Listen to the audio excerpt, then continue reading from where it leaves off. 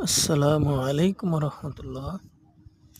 পৃথিবীটা আল্লাহ তাআলা কত সুন্দরভাবে সাজিয়েছেন, যেটা দেখে আমরা নিজেদেরকে ধরে রাখতে পারি না।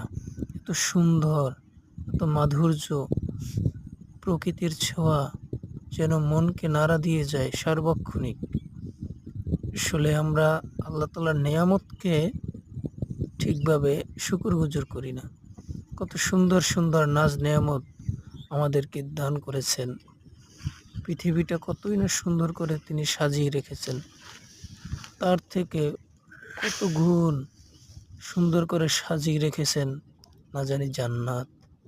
সেই জান্নাতের নাজ নেয়ামত আমরা যদি এই কাঙ্ক্ষিত যতটুকু সময় পৃথিবীতে পার করি ক্ষণস্থায়ী, এই পৃথিবীর মায়ায় আমরা নিজেদেরকে জড়িয়ে ফেলেছি। সেজন্য আমরা জান্নাতের সেই কাঙ্ক্ষিত নাজ নেয়ামতগুলো এবং সুখ শান্তি আমরা দুনিয়াতে বসেই ভোগ করতে চাই।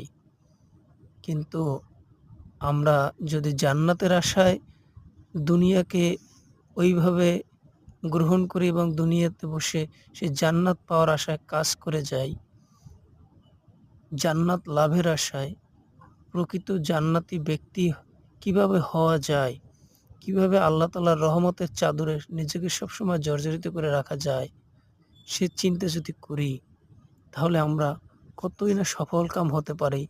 হয়তো আল্লাহ তাআলা আমাদেরকে সেই চেষ্টা এবং সেই পথে সংগ্রাম করার ত্যাগের জন্য হয়তো আমাদেরকে জান্নাত সে দানও করতে পারেন। কিন্তু আমরা দুনিয়াকেই প্রাধান্য দিয়ে থাকি। আমরা জান্নাতকে ভুলে গেছি। কাল কিয়ামতের দিন কি অবস্থা হবে সেটাকে আমরা মনেই